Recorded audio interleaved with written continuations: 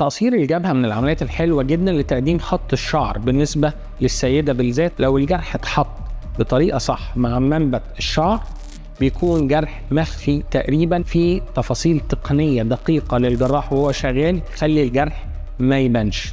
ده مهم جدا.